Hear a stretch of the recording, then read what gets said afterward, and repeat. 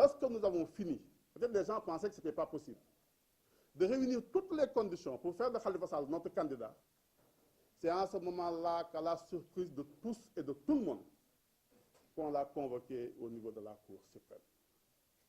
Et sa convocation, c'est pour demain. Nous ne faisons aucune forme d'illusion. La candidature de Khalifa Sall est aujourd'hui définitivement recevable. Plus personne ne peut prendre aucune initiative pour empêcher que Khalifa Sall soit candidat. Mais ça ne nous a pas pris de court, mais ce qui est en train de se passer est extrêmement étonnant. Khalifa Sall va aller répondre demain devant la Cour suprême, alors que lui-même avait déjà saisi la Cour suprême il y a 3 ans, au fin de faire annuler le décret, vous vous rappelez, sur l'entente Kadakar.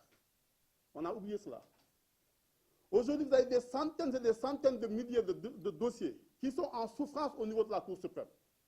On a oublié tous ces dossiers-là et on a pensé qu'au seul dossier de Khalifa Ababacar Sall. Cette accélération du dossier à laquelle on a assisté en première instance, en appel, continue aujourd'hui aussi au niveau de la Cour suprême du Sénégal. Vous avez aujourd'hui des prisonniers qui font la grève de la faim juste pour être jugés. Vous avez des gens qui sont en train de remuer ciel et terre pour être jugés. On les oublie tous et on ne se concentre que sur le cas de Khalifa Ababacar Sall. Parce que la question n'est pas une question judiciaire. La question est une question strictement politique. L'ingénierie juridique dans cette affaire-là et l'ingénierie judiciaire a simplement consisté à voir comment faire pour que Khalifa Sall ne puisse pas être candidat. Nous devons, nous tous, préserver la magistrature de notre pays. Mais la magistrature aussi, au terme de la Constitution, a le devoir de nous protéger. De nous protéger dans nos libertés. De faire en sorte que nous soyons tous égaux devant la loi.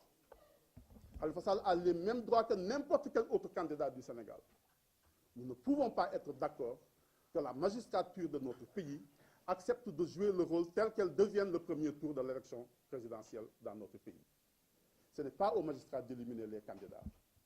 Khalifa Sall a le droit d'aller compétir et de demander le suffrage des Sénégalais. Il faut qu'on respecte justement ce principe qui est garanti par la Constitution de notre pays. Cette histoire ne nous a pas surpris, mais elle est aussi étonnante. Aujourd'hui, au moment où je vous parle, demain, on sera devant la Cour suprême du Sénégal. Nous sommes convoqués pour 7 pourvois en cassation, alors que nous en avons déposé 13.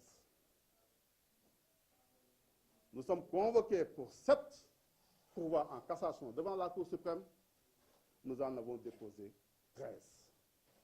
Or, la Cour suprême ne peut pas, sur une même affaire, se prononcer 2 fois.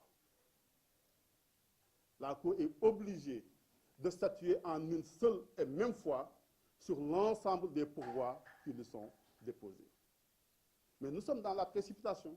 Les gens sont tellement pressés d'éliminer le candidat Khalifa qu'ils oublient de respecter les moindres procédures. Ils oublient même le nombre de pourvois. On n'a même pas pris le temps de répertorier tous les pourvois qui ont été déposés pour les programmer en une seule et même fois. Je ne vois pas dans ces conditions-là comment demain on peut tenir un pourvoi en cassation. Comment demain le juge peut vider le pouvoir en cassation sur cette histoire concernant Khalifa Ababacar Sall.